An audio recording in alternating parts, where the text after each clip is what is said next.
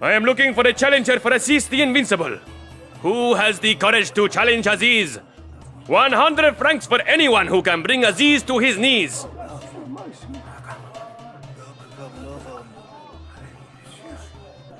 His arms are broader than my legs. I'd better speak to the promoter first. Ah, finally we have a new challenger for Aziz. This is your purpose here, stranger, yes? I'm not here for the conversation. Put your hands together for the challenger from the west. How should I announce you? Well, my name's Fenton Paddock. A dull name. Where are you from? Hong Kong? But you are British, no? Leave it to me. I am an expert in such things. Introducing the challenger from 10,000 miles away, here to fight against the champion of the Caramouche, Aziz the Invincible. Please, welcome to the ring, the foreigner, the 300-pound titan, the one and only Padlock! If Padlock can defeat the undefeatable Aziz, he will claim for himself a prize worthy of a champion. 100 francs. The rules of the game are very simple. The one who lies motionless on the ground for more than 10 seconds, or who is ejected from the arena first, loses. Let the battle begin! Oh God, what have I let myself in for?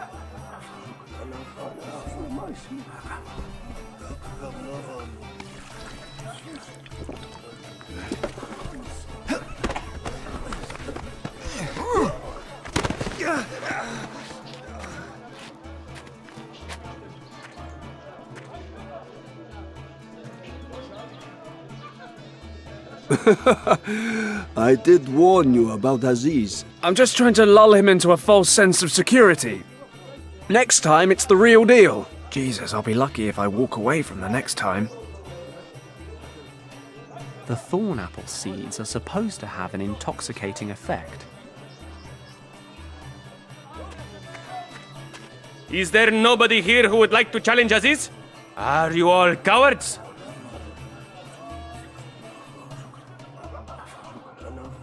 Aziz water bucket. He drinks from this before every fight.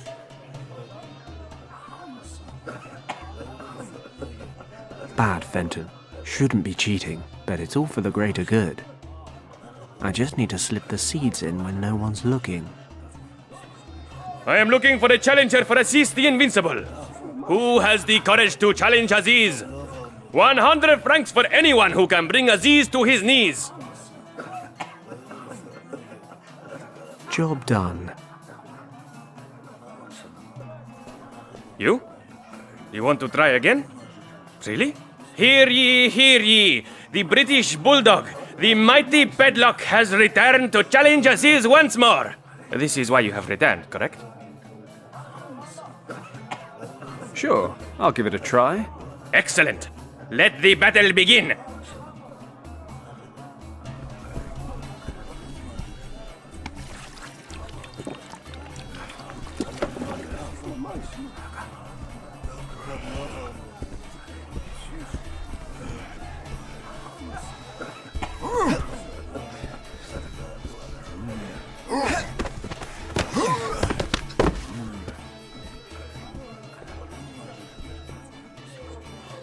Unbelievable.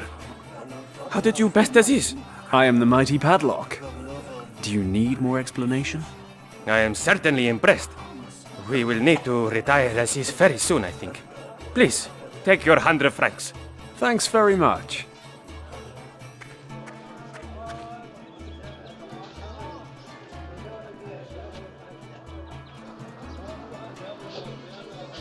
Can't wait to get this robe off. Blue's not my color.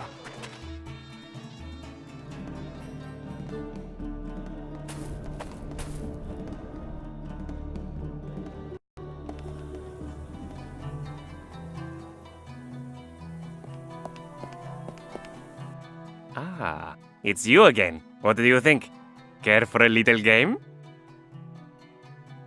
No thanks. Okay. Maybe later. 100 French francs of honestly earned prize money from the fight against Aziz. Ah, it's you again. What do you think? Why not? Maybe I'll get lucky. Excellent! Let's start with a warm-up round. We'll play without bets first. Before we start, take a close look at everything so that you understand the game and won't accuse me of anything afterwards. So, I've got a wooden ball here. I'll set it under this cup. See? You haven't lost me yet. Now, I'll move the cups to different positions. Got it?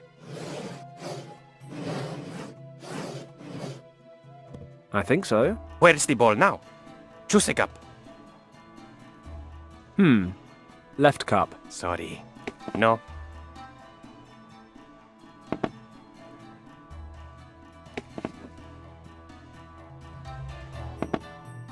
Let's try again. Pay close attention this time.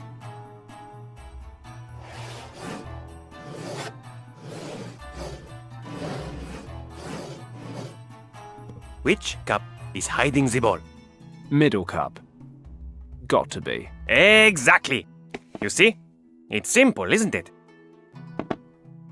Now, let's get down to business. If you choose the correct cup, you will win double the amount of your bet. But if you get it wrong, your money belongs to me. Got it. Let's start. Is it just me, or did you go a little faster that time? Well, of course it's going to get harder once you placed your bet.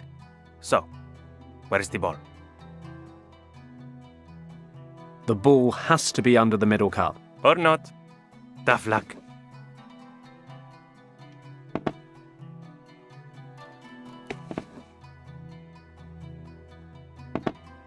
Damn. There goes my money. Another round? You'd love that, wouldn't you? No. I've had enough. What a pity. Maybe later. Wow. This guy earns his money. I need to win it back. But I get the impression it's not exactly a fair fight. I need a way to track the ball's movements. It's the old crankshaft. Somewhat implausibly, this device detects gold content. This little ball has at least some gold content. I can't follow the cups at all. I don't think there's much room for fair play in this arrangement, on either side of the table. Ah, it's you again.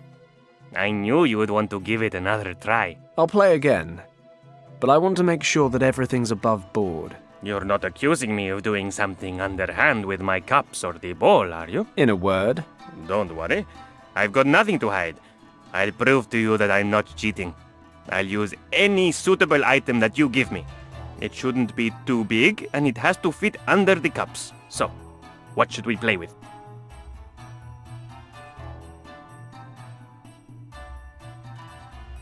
how about this gold ball here? No problem. We'll play with that.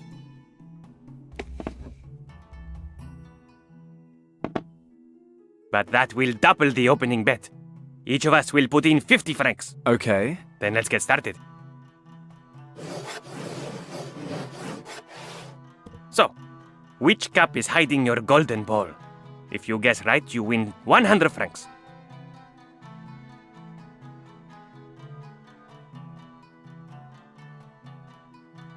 The detector isn't showing anything. Guess the ball's not under there.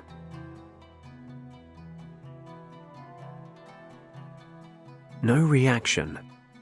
The golden ball doesn't seem to be under the middle cup.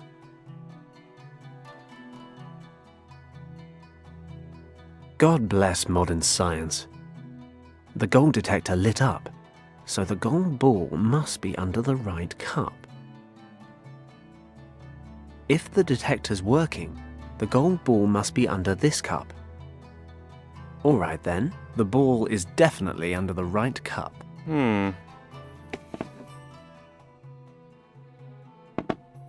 So it is. We have a winner. Must be my lucky day. You can say that again. Here are your 100 francs. How about a rematch? Why not? Seems like I'm on a real lucky streak right now. Excellent. We'll double the ante again. That means that each of us will wager 100 francs. If you guess correctly again, the 200 francs will be yours. Otherwise, I will be the lucky one. Okay? Okay. It's a lot of money, but I feel unbeatable today. All right then. I'll set the ball in the middle again. Fine by me. Feel free to make it a little harder this time. Now, where is the golden ball?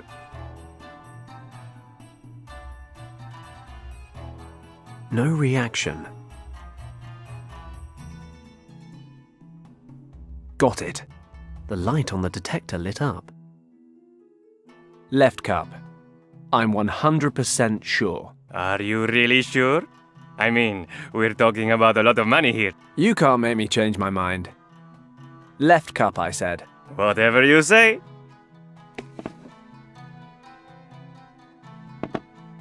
Damn, you got lucky again. Unbelievable, eh? Here are your 200 francs. I've had enough for today. My wives will kill me when they see my till. Don't want another rematch? Nope, not today. Your lucky streak will ruin me. Well, no hard feelings. I'll get out of here. Yes. I suppose I don't need to wish you good luck. I finally got the bail money.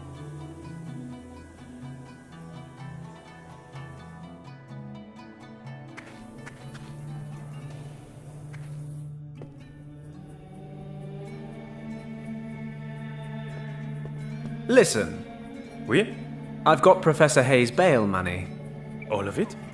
Yes, 200 francs. Very well. Then Monsieur Hayes is free to go.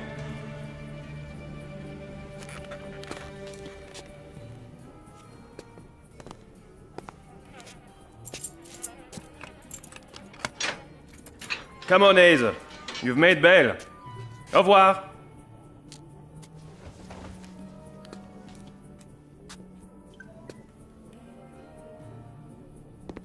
Are you okay? Yes, thank you. Let's go. We have a lot to discuss. I'm terribly sorry for our less than civil surroundings. As long as dear Monsieur Lacoste is at my shop, it's a far from suitable venue for discreet conversation. At any rate, please make yourself comfortable. This tale is not a short one, but I'm certain it will be an interesting one. That may be, Professor. Just bear in mind it's a long time since my last lecture. I need to find my friend. End of story. I'm well aware of that, but if you ever hope to find your friend, you will need to know what you are searching for, and what may await you at the end of that search. It's a new approach to me, but I suppose it couldn't hurt. My academic research focused primarily on Tibet. I've been fascinated with its religion, its secrets and its legends ever since I was a young man. I became something of an expert. I held a professorship, and sometimes I even received funding to lead expeditions. The last of these expeditions was with your friend, Yen Wang. As you know, we found a dead monk, pieces of a map, and a gemstone. The Eye of the Dragon. Exactly. The remains of the map held clues to a mythologized monastery in the Kembalung Valley. This hidden valley was said to contain the entrance to the legendary Shambhala.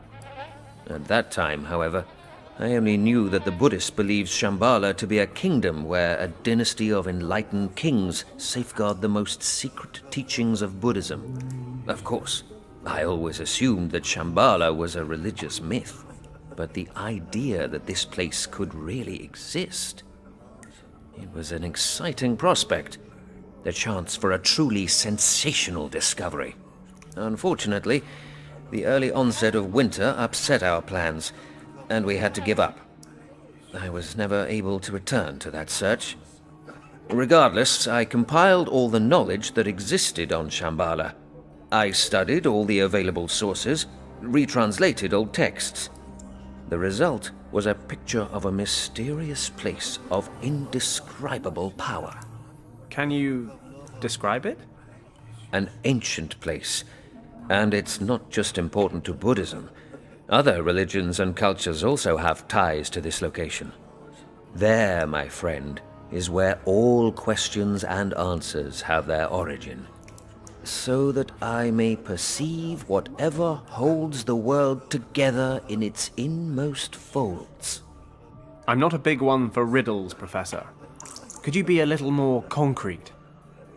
I don't need enlightening, I just need my friend's whereabouts. You may yet find both. When do we get around to how? How? By finding Shambhala, of course. I'm not supposed to understand any of this, am I? You want me to be concrete?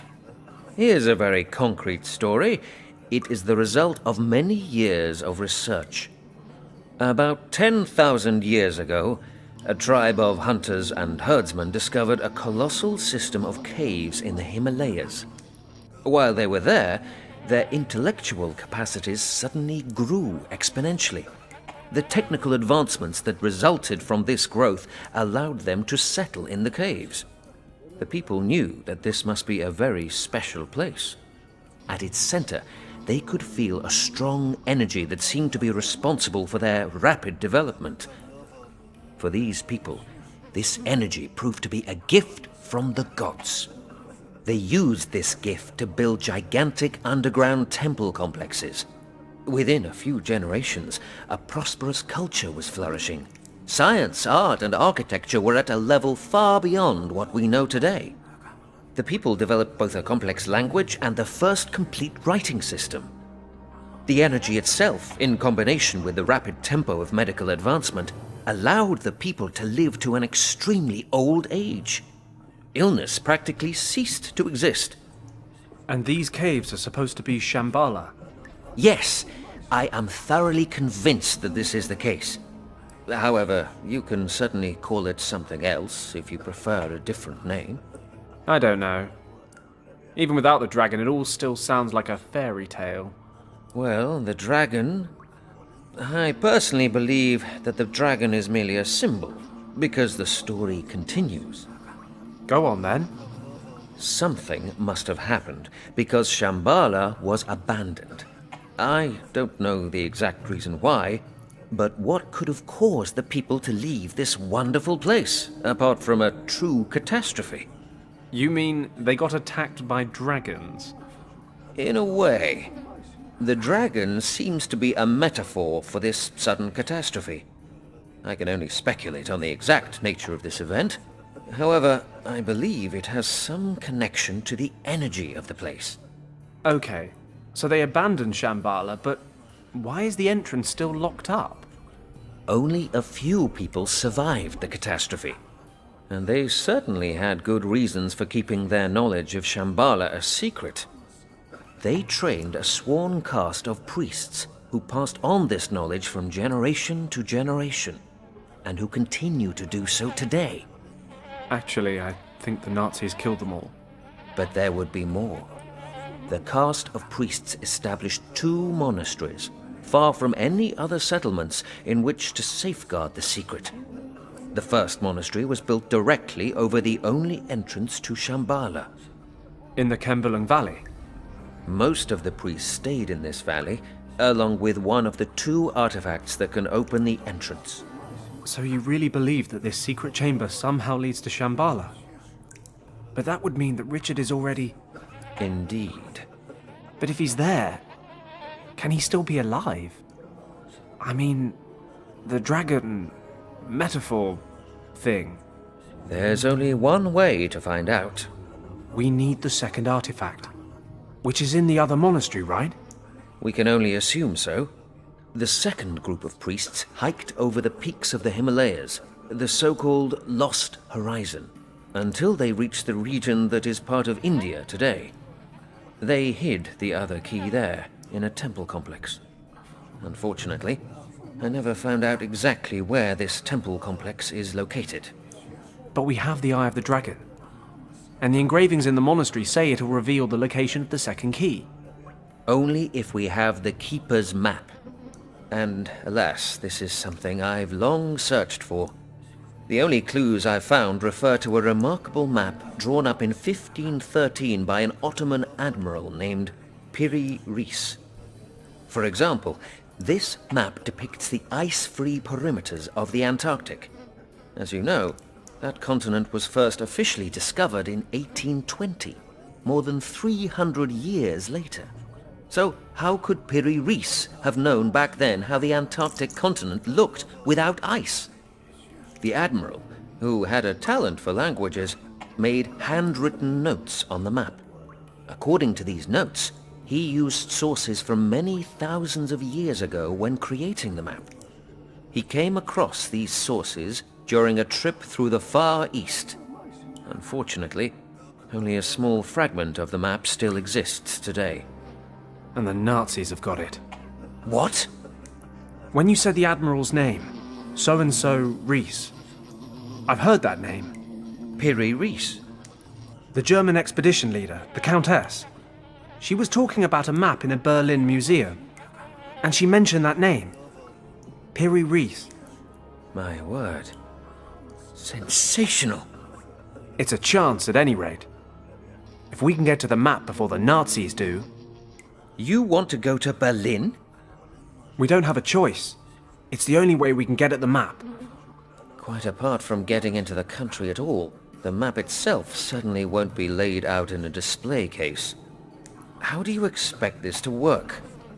The Olympic Games are on. We just need to look like tourists. Besides, it's a lot more fun if you just worry about these things later. Let's get the eye and get out of here. If you say so. Lacoste must be finished by now. Let's go. Please wait a moment. The eye of the dragon is hidden in the back room.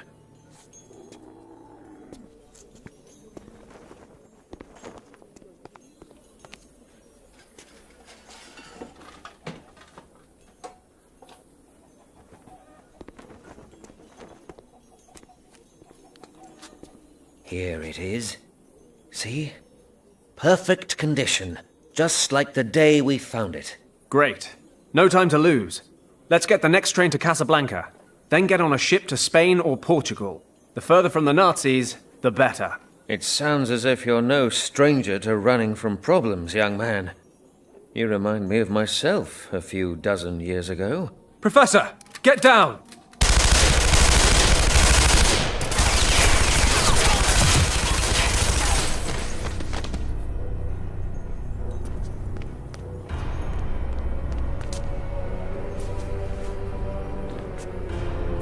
Leave him. We have the eye.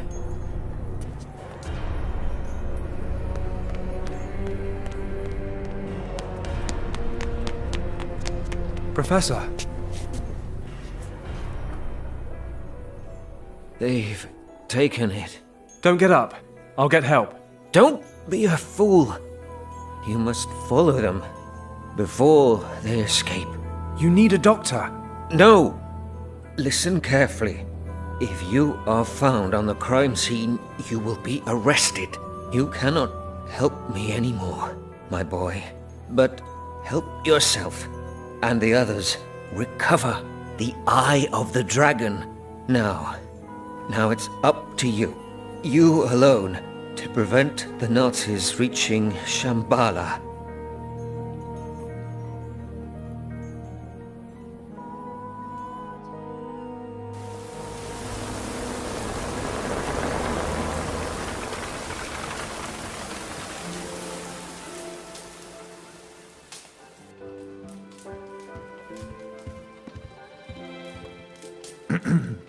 Excuse me, sir.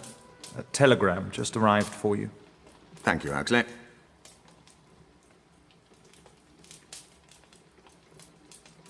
Anything else? No, sir. I just wondered... I don't need anything else at the moment. You may go.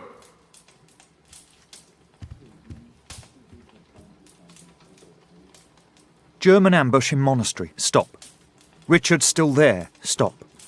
Paddock to the rescue. Stop. Now in India. Stop. Send reinforcements. Stop. Waiting at Camp Hadley in Rangpur, North India. Stop. Signed Lieutenant Thomas Finch. Stop.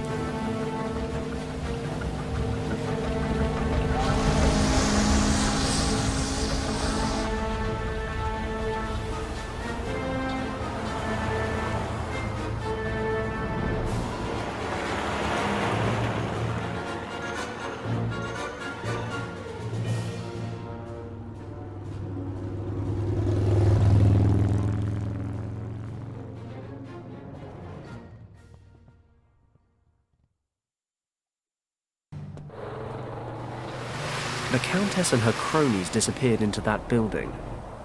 That must be where she plans to examine the map. What a coincidence. That's my plan as well.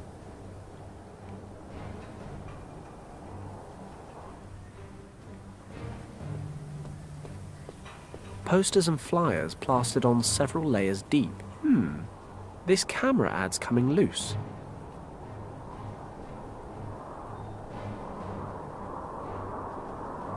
I've pulled it down. A camera ad.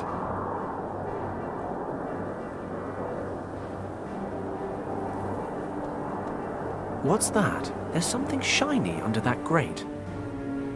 I love shiny things. It's only about 8 inches down, but I can't fit my hand through.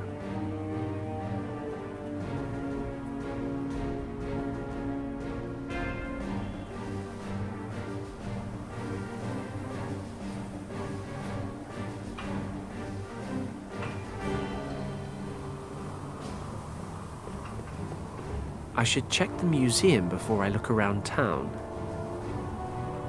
The Nazis disappeared into this museum.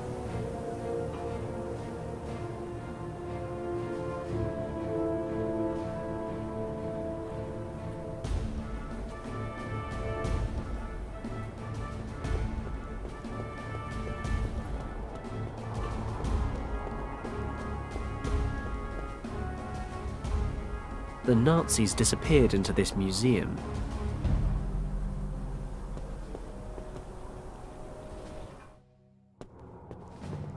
Red ropes over the entrance.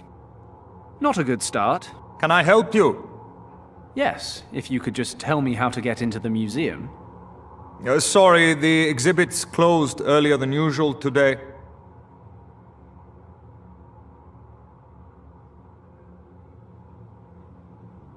Why is the museum closed today? I've traveled a long way just to see the exhibits. Well, during the Olympic Games, sometimes the regular schedule gets a little out of whack, you know? There's a reception for today's gold medalists in the upper exhibition halls later tonight, which is going to mean unpaid overtime for me, of course. Anyway, that's why we closed early. How very frustrating. Not much of a sports fan? I'm mainly here for the museum, but the games have certainly proved a happy coincidence. I'm hoping I'll get to see some of my idols in the flesh tonight, depending on who takes the gold medals.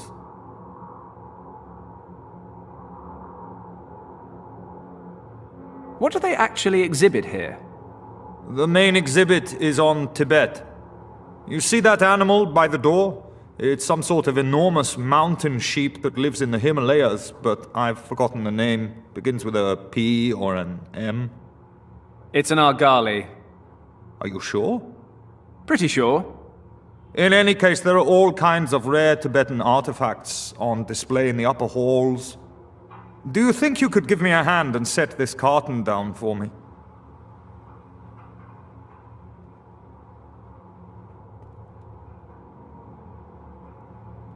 Thanks. You keep talking about the upper halls. Are there others? Well, yes, the lower halls. But they've been closed to visitors for over a year. Why's that? I couldn't tell you. And is there a reason you couldn't tell me? Easy. I don't know. I'm not sure I want to either. Well, now you've gone and got my attention. Curiosity can be very bad for your health, you know. All I know is that for some time no one has been allowed into the basement of the museum, and the lower exhibition halls were closed to prevent any visitors from accidentally wandering down there. Can we leave it now? Sure.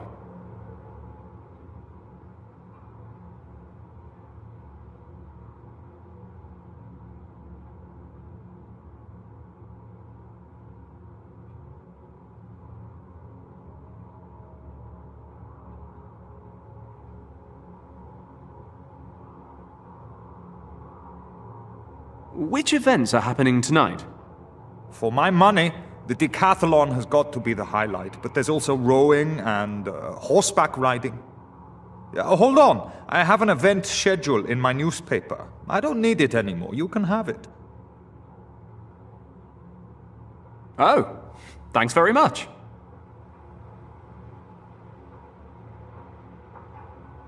You know that reception tonight? How exactly do I get into it? Oh, just go out and get yourself a gold medal. No problem.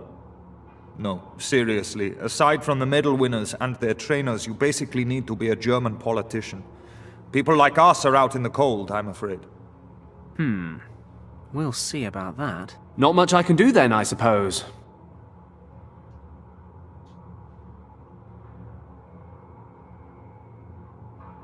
I wonder if I can find another way to get into tonight's reception. As I said, only gold medal winners, their trainers, and a handful of special guests are permitted in the museum tonight. Believe me. All right then. Would you mind if I took a look around your very exciting foyer for a while? No problem. As long as you don't get in the way. Promise.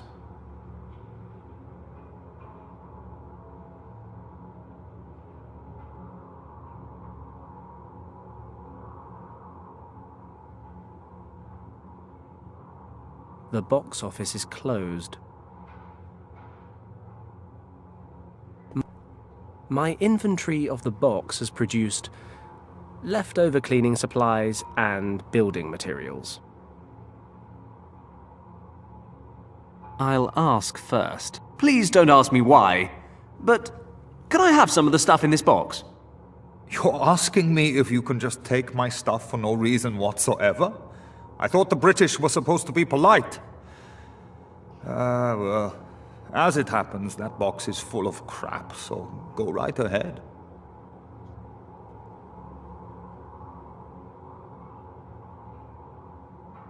An old marigold. Sandpaper. Let's see which contests are scheduled for today. The final event in the decathlon is happening shortly. In the run-up to the long jump, the man in the lead is... No, this can't be right. Glenn Parker of the United Kingdom? There's even a photo. No doubt about it. That's the same Glenn Parker who went to Sandhurst with Richard and me. Even back then, he was a top-class athlete. Fantastic! This is my chance to get into the museum reception. I'll just ask Glenn to smuggle me in. Maybe he can pass me off as his trainer. I should head straight to the stadium. He must be getting warmed up.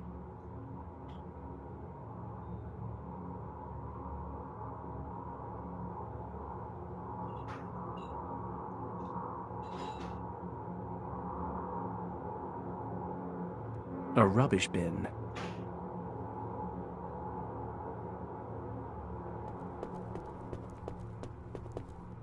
So, we meet again, Argali. Are you taunting me? Is that it? Following me around and popping up at my lowest moments? Bad, Argali. Bad. I don't remember the last one having such a luxurious beard.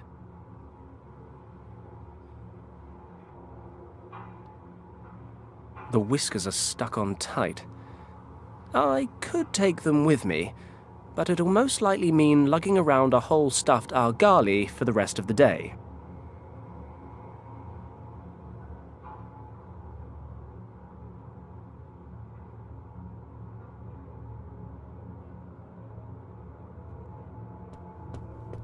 Let's see if I can find anything useful. Oh, the lid came off. I'll just pocket that, I think. Jackpot. There's all sorts of valuable rubbish in here. A dried bouquet of flowers wrapped with florist wire. I'll unwrap the wire. A broken bottleneck. Hardly the gentleman's choice of armament. But that's never been an issue before. Dried flowers. A piece of florist wire. Strong. Dried flowers. A broken bottleneck. Hardly. A rusty rubbish bin lid.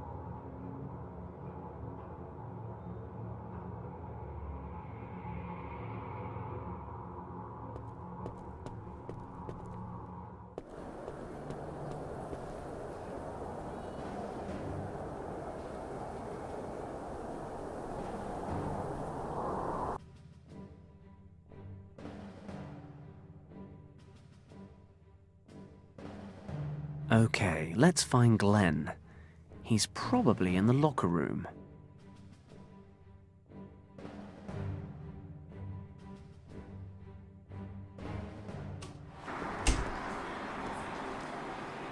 I'm afraid this is the locker room, friend. You probably shouldn't be in here. Glenn, it's me, Fenton. Fenton Paddock. Fenton? Nice beard. What are you doing here? I'm here saving the world. It's not a real beard.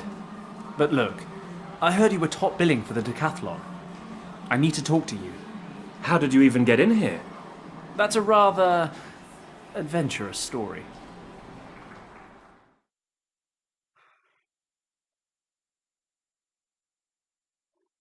And I figured I'd find you here. Not that it was easy getting in.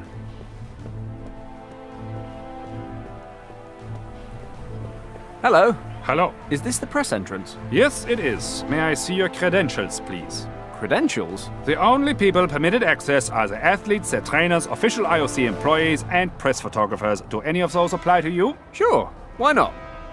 I'm actually with the press. Then show me your press pass. Would you believe I've temporarily misplaced it? Not really.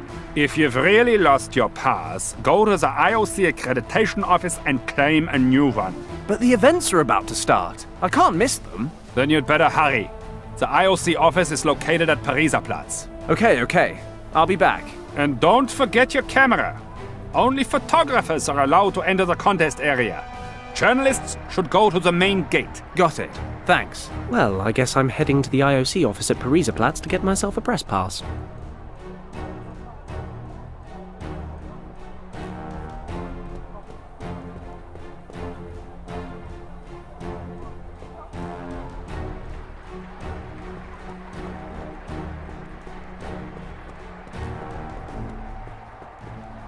According to the label, these bottles contain helium. The most important thing is not to win, but to take part. Apart from today, of course, where the fate of the entire world rests on Glenn getting the gold.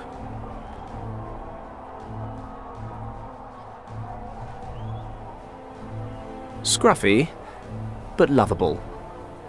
In a German kind of way.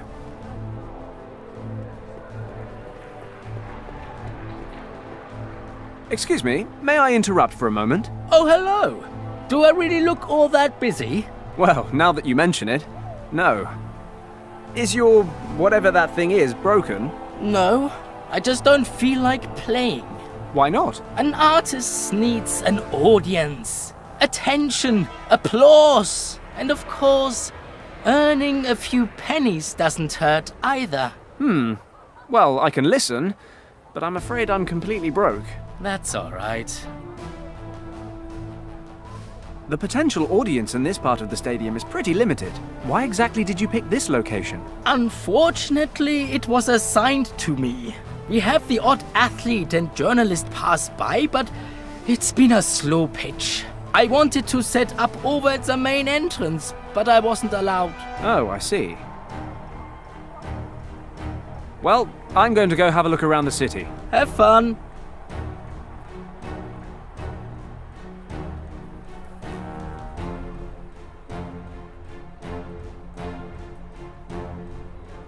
A barrel organ. I guess the organ grinder is hoping that generous passers-by will drop some change in his hat. But the hat is still empty.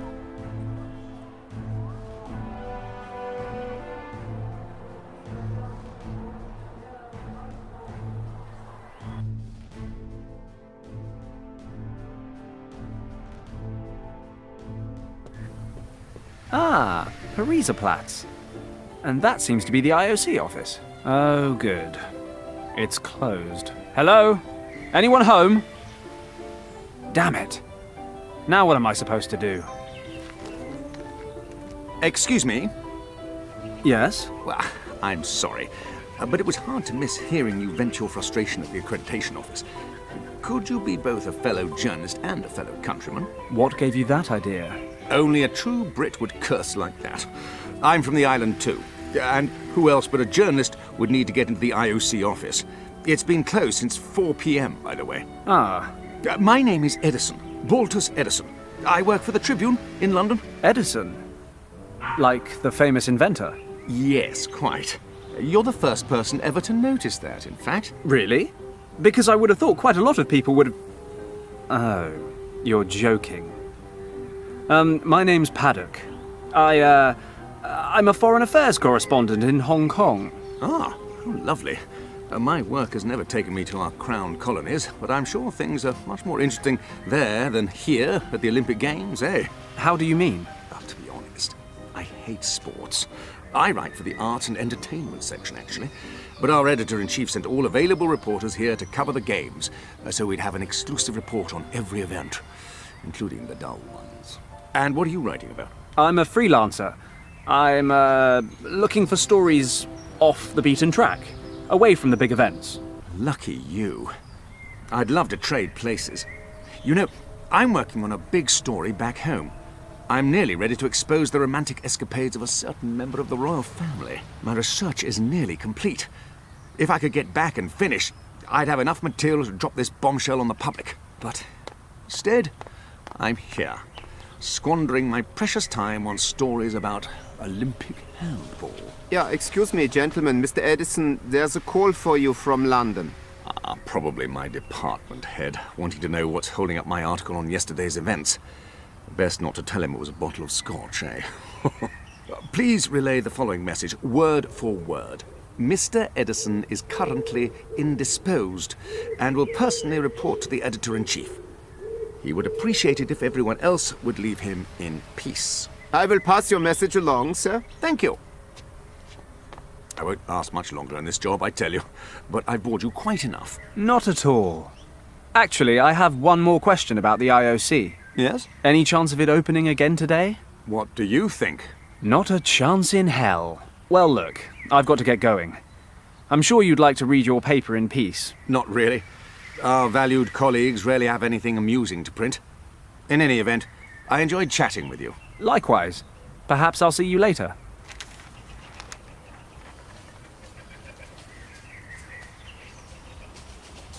Baltus Edison, an English journalist.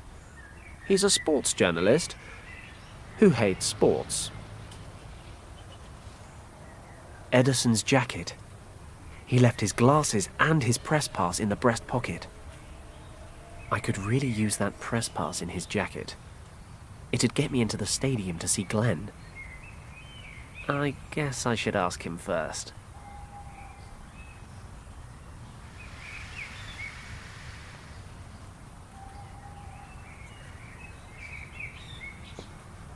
Excuse me, Mr. Edison.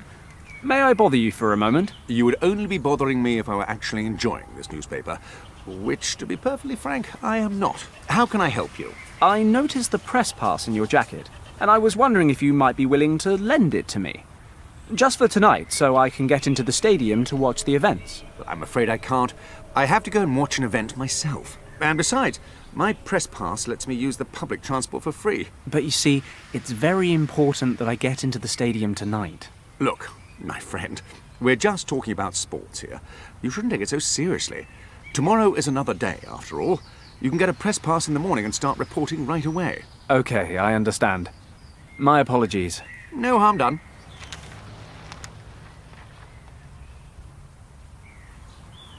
The future does not bode well for that child's teeth.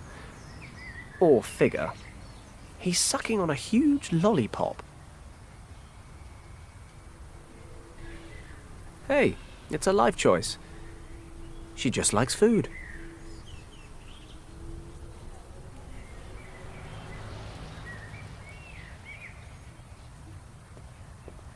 Who spilled the ketchup? Come on, own up. A clean napkin. This napkin is mine. All mine. A napkin printed with the name of the cafe. Erica.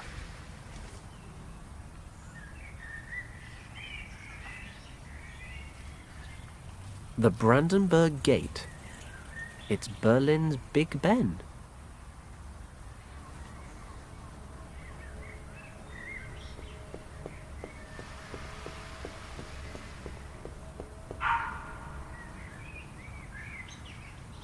A tourist snapping the Brandenburg Gate. Careful! Do not touch my camera! Don't worry. I had no intention of touching anything. I spent a great many hours painstakingly setting up that camera, and it would be a catastrophe if you were to move it by so much as a hair. Please forgive my curiosity. Allow me to introduce myself. Fenton Paddock. A pleasure. Count Otto von Droste-Schattenburg. A count with a camera, eh? Wouldn't say, an adding machine be a more appropriate device? Please. I would be much obliged if you would not trivialize our conversation with such banal wordplay. I am a renowned photographer from Vienna. Have you never heard of me? To be honest, no, I haven't. But maybe that's because I live in Hong Kong. My work has also been exhibited in Hong Kong, sir. Oh. Oh! That Count Otto van Dross Schattenberger.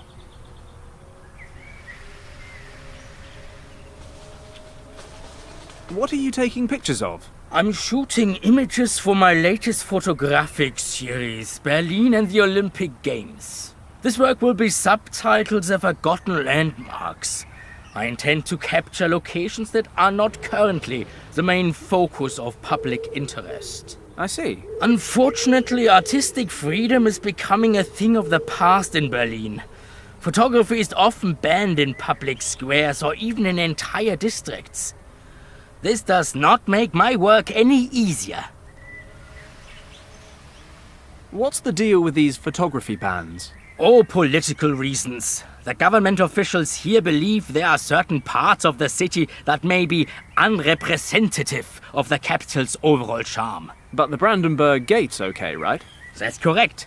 The gate is to be the central focus of my latest project. A photography ban here would mean all my months of preparation were for naught. Several galleries have already booked the exhibit in advance. No, a ban here would be absolutely outrageous. But then, the Count von Droste-Schattenburg isn't just anybody. Even here I have friends in high places. Why, I would go straight to the magistrate and make my mind known. I'm sorry, I didn't mean to upset you. Your camera looks very professional. Of course it does. It is the most advanced model available on the market today. It has a new setting that I use for experimental photography. I take multiple exposures of the same image at regular intervals. This allows me to capture different phases of my subject and depict them in a single photograph. Ah, I see. So the position of the camera mustn't change at all while you're taking a picture, right? I see that you know something about the fine art of photography. Just an interested layman. Well, I don't want to keep you from your work any longer. Thank you.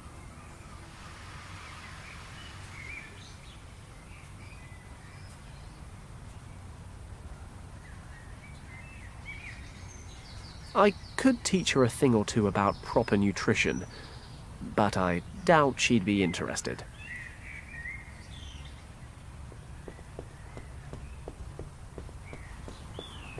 What do we have here?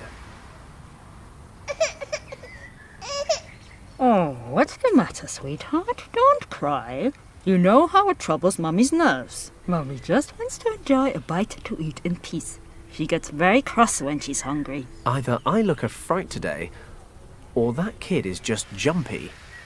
The poor thing nearly spat out his lolly. Good thing he didn't. I'd rather not get into trouble with a mother of that stature. A flyer with the Glenn and I'll have to... A camera ad.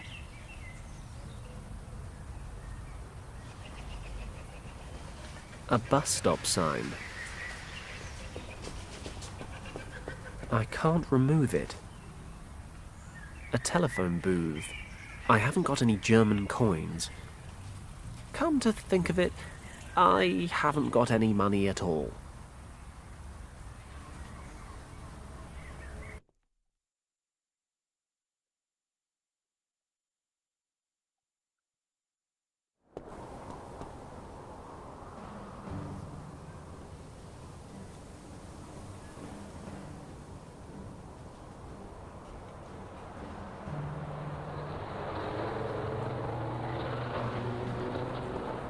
Let's try and fish out that thing with the wire. I can't quite get it.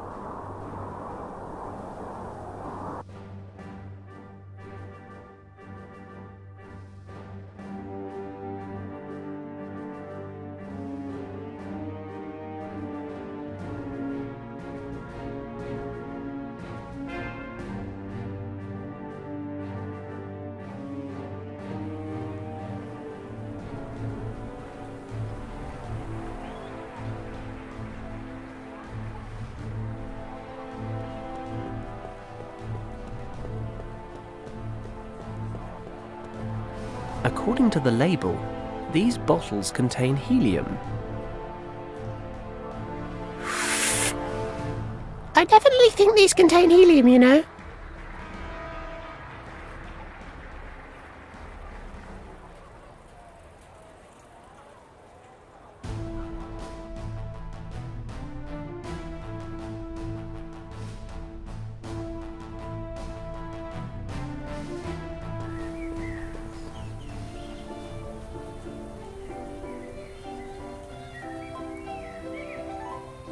A broken bottle.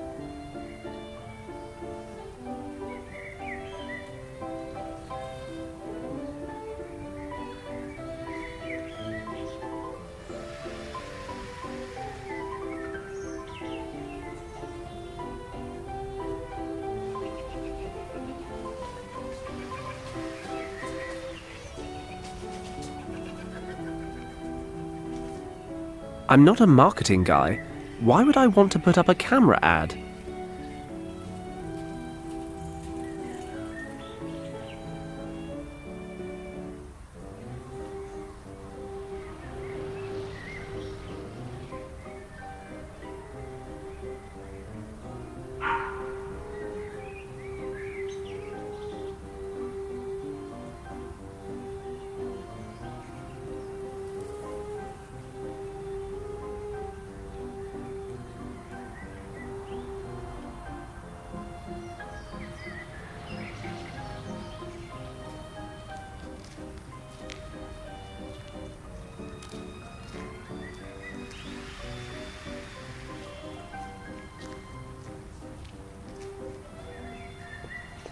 A bit of tidiness never hurt anyone.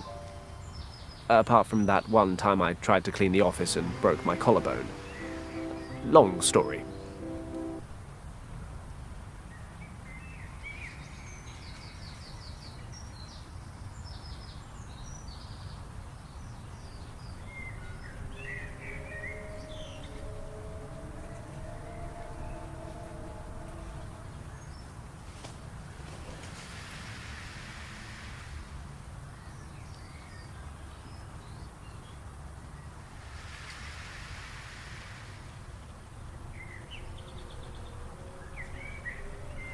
The napkin is printed with the name of the cafe, Erica. It's smeared with ketchup.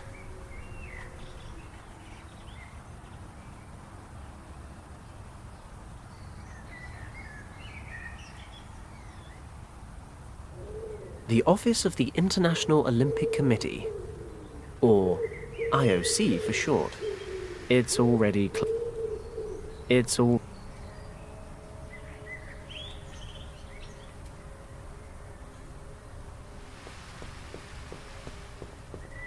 I can't remove it.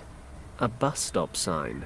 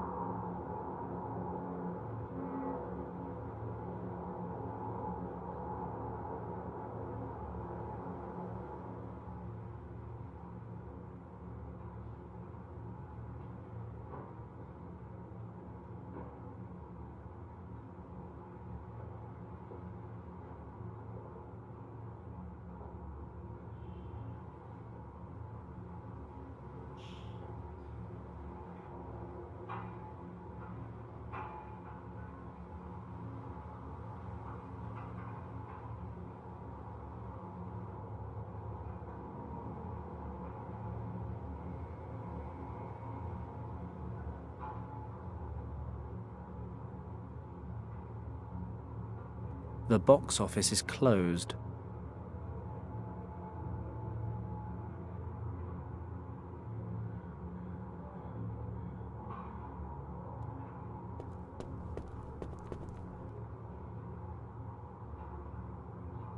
The whiskers are stuck on tight. I could take them with me, but it'll most likely mean lugging around a whole stuffed argali for the rest of the day.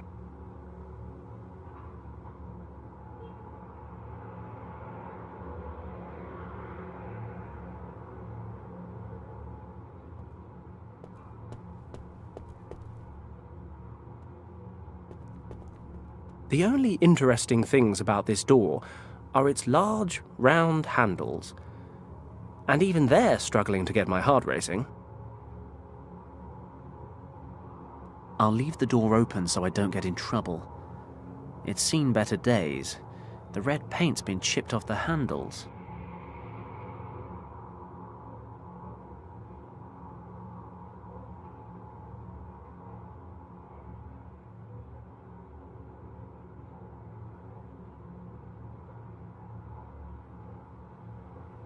I'll leave the door open so I don't get in trouble.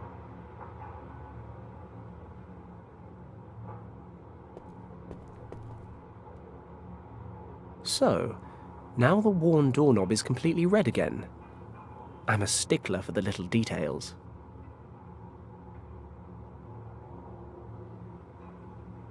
The exhibition halls are closed for tonight's reception for the gold medal winners.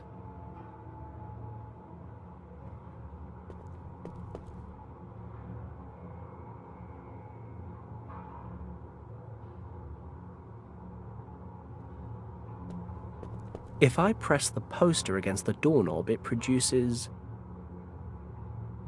an interesting new symbol on my poster.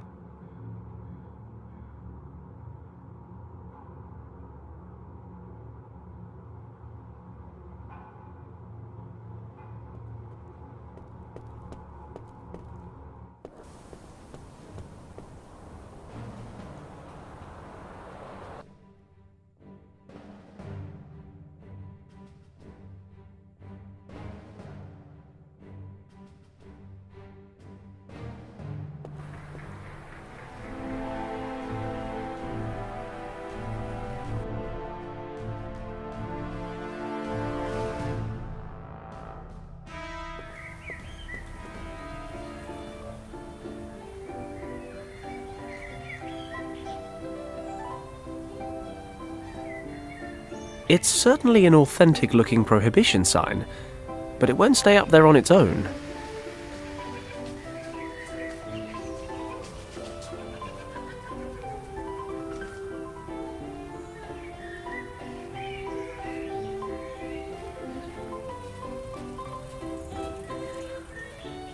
Dried flowers, dried flowers.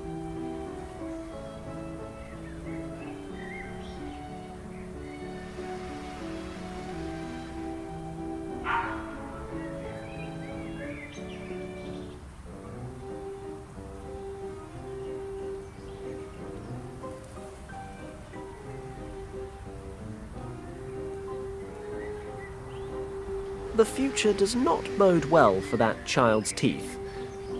Or figure. He's sucking on a huge lollipop. I scared the hell out of that kid earlier, but I just can't shift the burden of being such a responsible adult. Clearly the child needs some nutritional supervision from someone who doesn't weigh 20 stone. Maybe I can frighten some wits into him. That said, I'll be putting my own health at risk if his mother catches me. Maybe I can do this without risking death by blubber.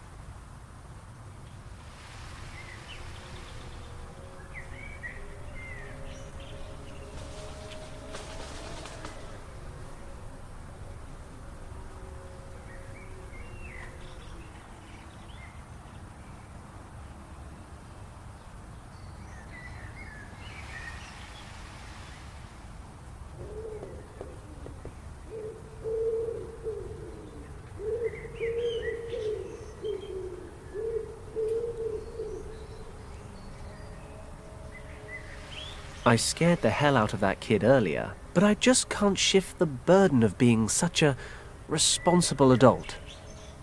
Clearly the child needs some nutritional supervision from someone who doesn't weigh 20 stone. Maybe I can frighten some wits into him. That said, I'll be putting my own health at risk if his mother catches me. Maybe I can do this without risking death by blubber. I could teach her a thing or two about proper nutrition, but I doubt she'd be interested.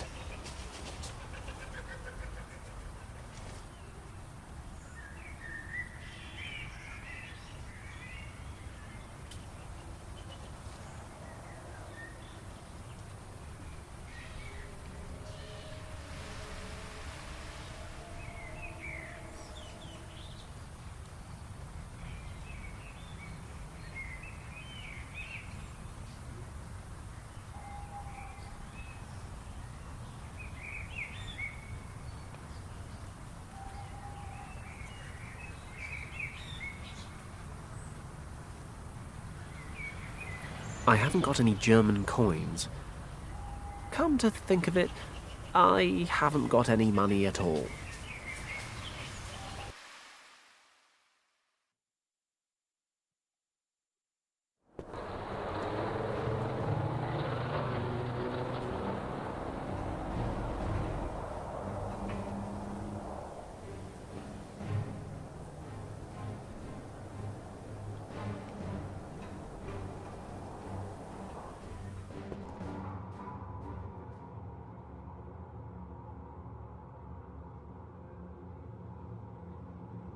The box office is closed.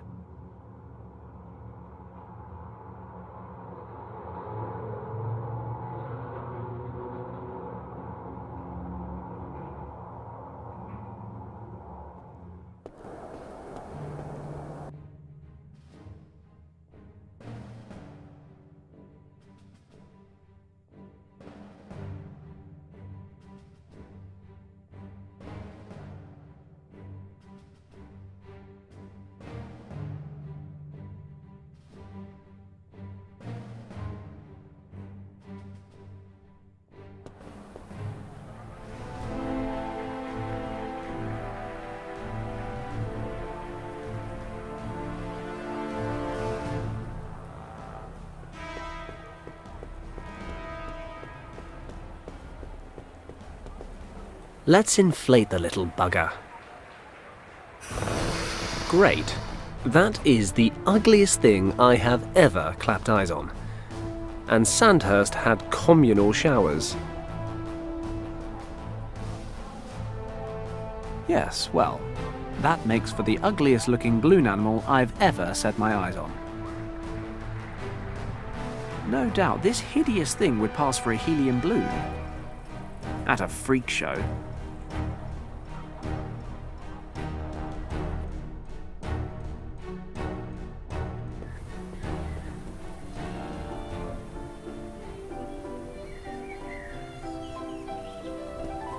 If I'd been given a terrifying balloon animal made from an old rubber glove when I was a kid, I would have considered myself lucky.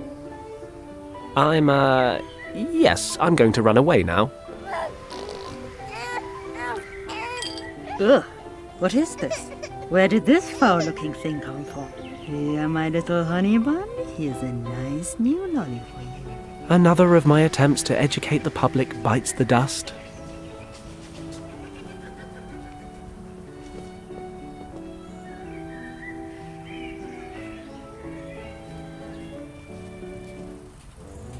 A lolly. Sweet, sticky, bad for your teeth. I should stick to booze. I'll rub the lolly on the back of the poster so I can hang it up somewhere.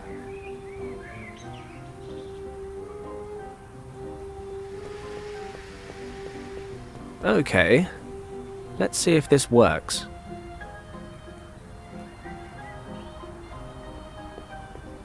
Hello, Count. Oh, you again.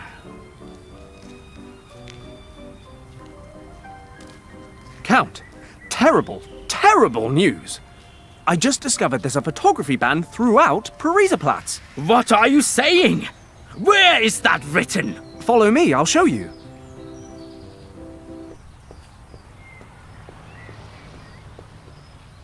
You see? Up there. Unbelievable! Outrageous! I am furious! Young man, you must look after my camera while I resolve this issue. Do you understand? Yes, sir. Count.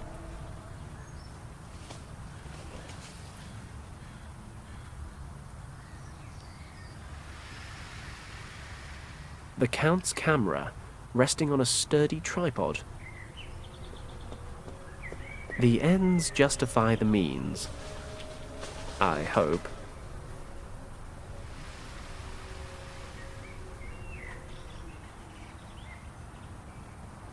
Oh, very professional. Just what I need.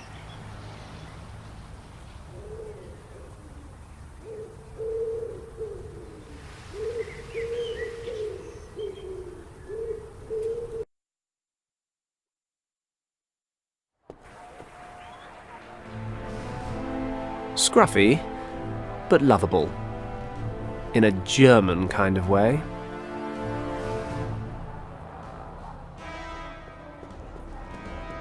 Hello. I see it's still quiet as the grave here. Very observant. And from one pauper to another, I've given up hope that anyone besides you will ever turn up here. Well, let's hope someone does. Be seeing you. Have a nice day.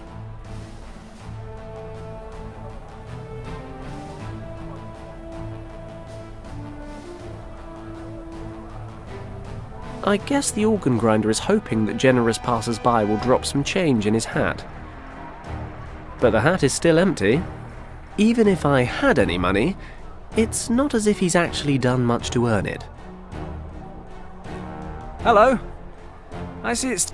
Well, let's have a nice...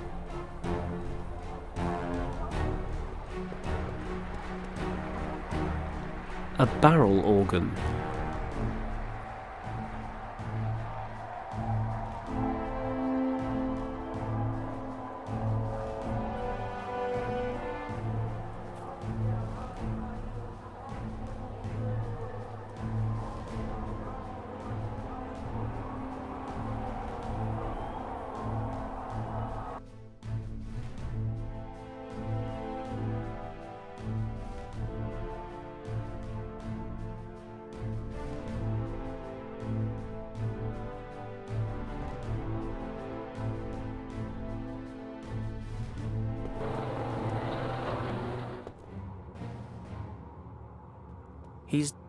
He's dusting the painting on the wall.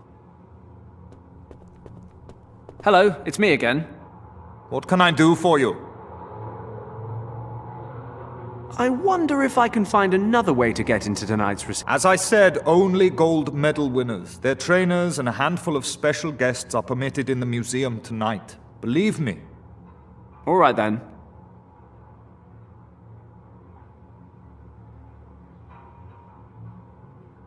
Would you mind if I took a look around your very exciting foyer for a while? No problem. As long as you don't get in the way. Promise.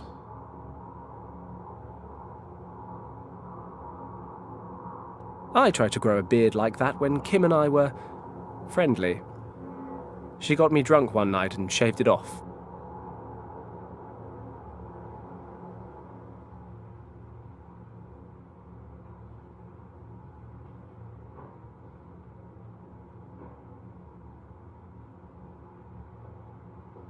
Rust-free.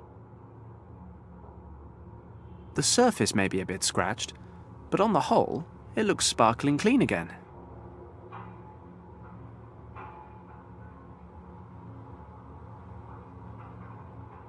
A flyer with I'll have to find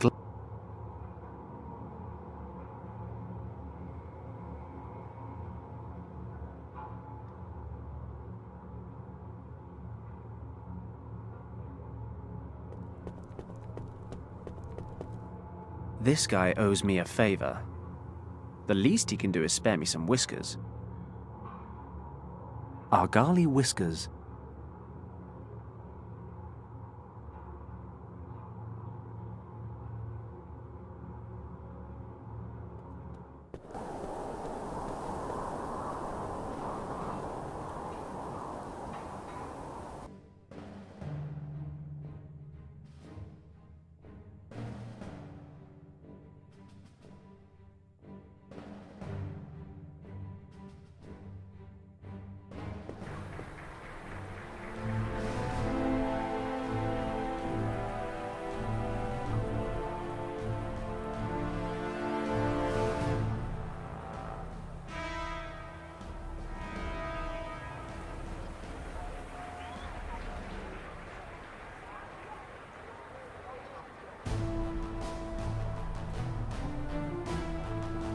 A lolly. Sweet, sticky, bad for your teeth. I should stick to booze.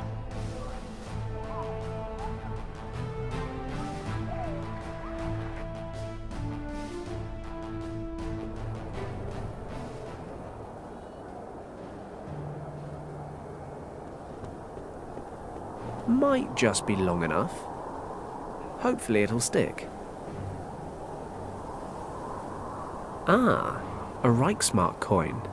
Can't help but think I could have spent all this time busking and made more money. But hey, it's something for nothing. Sort of.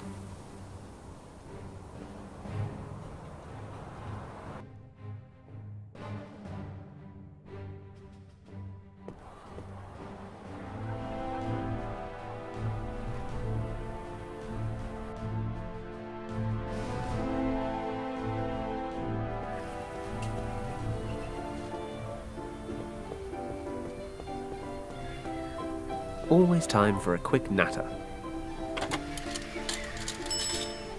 Berlin Telephone Exchange, how may I direct your call?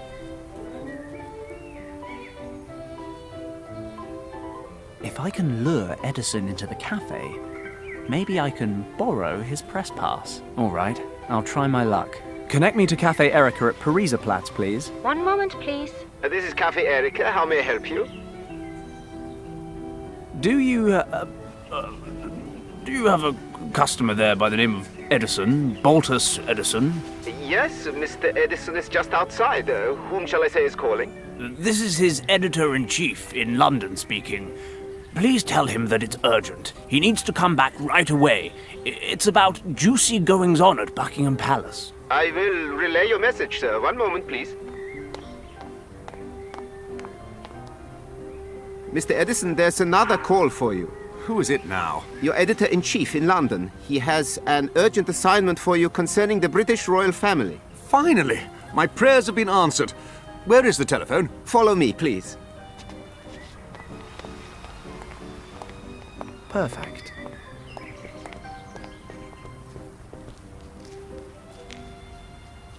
This may not be a gentlemanly thing to do, but then, when has that ever bothered me? Edison might lose a job he hates. He might have to pay for the bus. But at least he won't have to live in a world ruled by super-powered Nazis. I'd say it's more than a fair trade.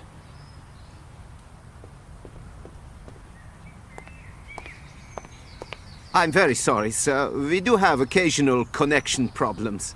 Not a problem. I'll go to the hotel and try to contact him from there. See you. Goodbye, sir.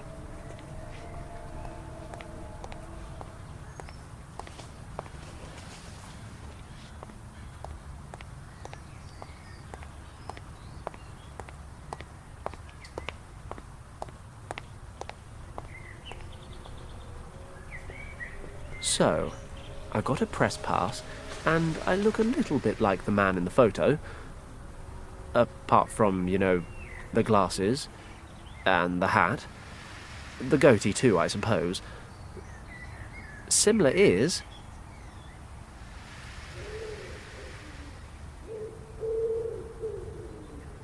I've clumped the whiskers together.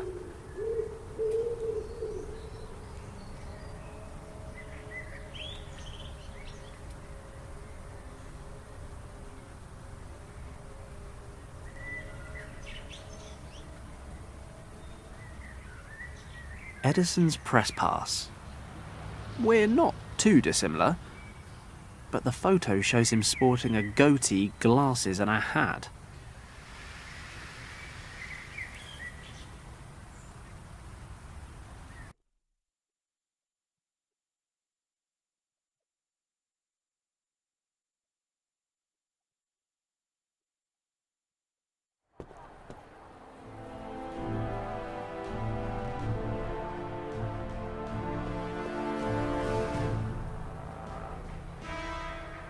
Dried flowers.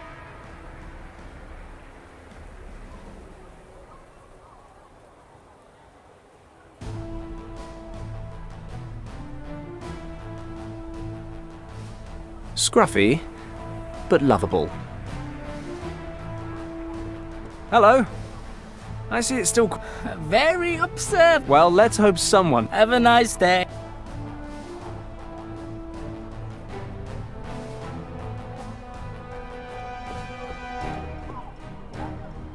A barrel organ.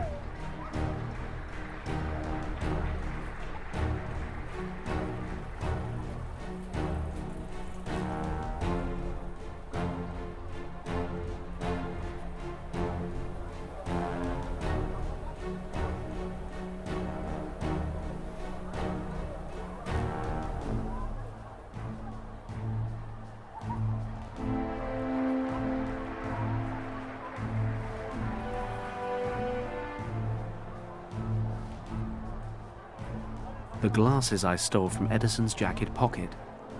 They're an integral element in my elaborate journalist disguise.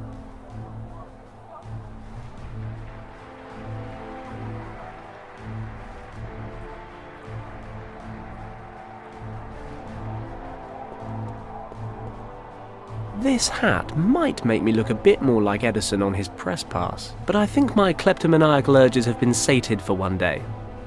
Hey, it's a real condition.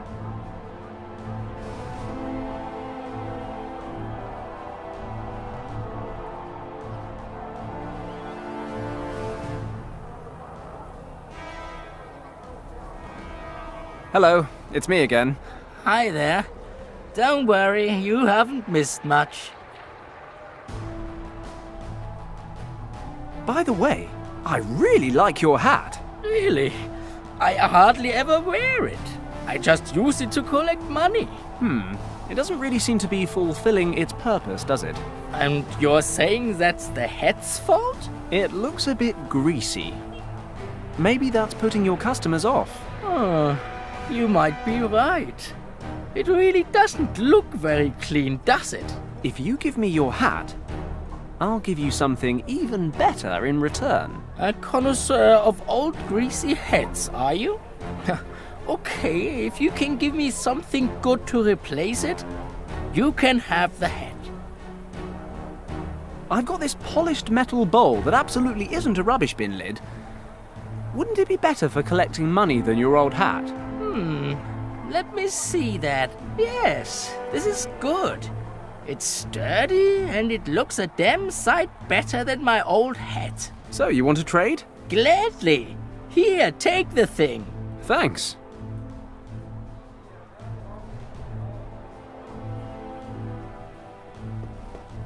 It's not quite like the one in Edison's picture, but it'll do.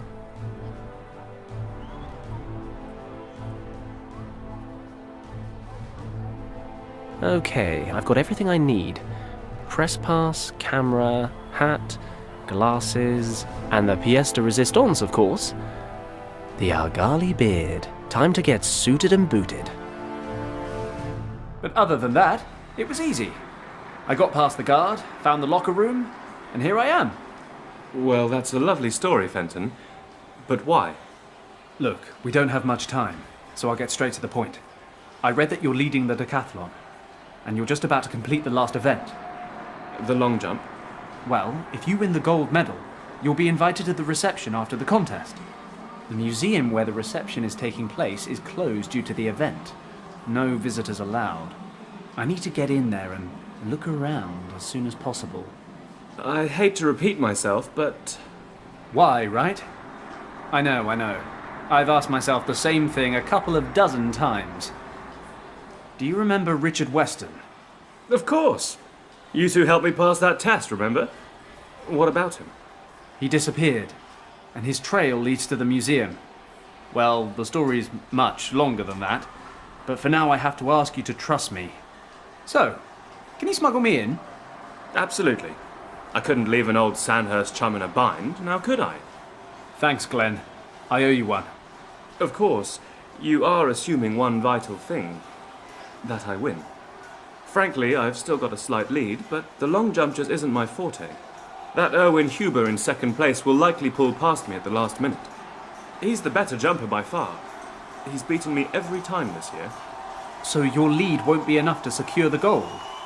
I doubt it.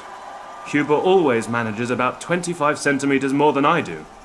If he's up to his usual standard today, and I don't manage the jump of my life, then those 25 centimetres will be enough for him to take the lead. I see. I suppose I'll just have to cross my fingers. Why don't you introduce yourself to Huber? You could be his date for the reception. He's probably not my type. And I am? Beggars can't be choosers. Very funny. Look, I'll give it my best shot. We'll just have to hope it's enough. Look at the time. I have to get moving. I'll see you after the jump. Well, Fenton, I've got to head out to the contest. I'm already running late. Thanks for taking the time to talk to me. Good luck. Thanks. I'll need it. Unfortunately, he's right. Ordinarily, of course, cheating would never cross my mind. But there's too much at stake. I need to get into the museum. So, business as usual. I'll take a look around and come up with a plan. I need to tip the long jump in Glenn's favour. Funny, I honestly never expected a Tibetan rescue mission to involve rigging the Olympic Games. Still, silver linings and all that. An empty torch bracket. A torch bracket. Empty.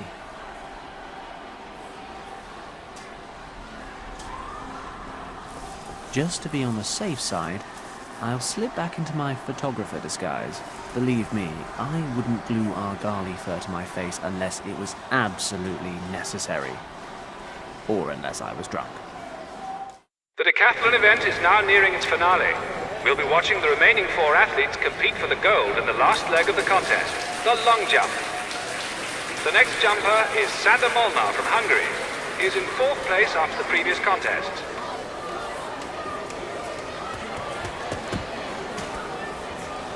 The jump is valid, but will it be enough for the Hungarian to edge ahead in the rankings?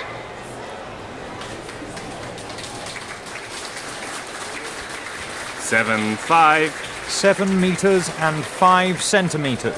7 meters and 5 centimeters. A great jump by Sander Molnar. We'll know in a few minutes if it's enough to earn him a place on the podium. The 3 leading athletes will now make their final jumps. First comes Lauri Askela of Finland, then the German Erwin Huber, and finally Glenn Parker of Great Britain. I don't have much time left to help Glenn.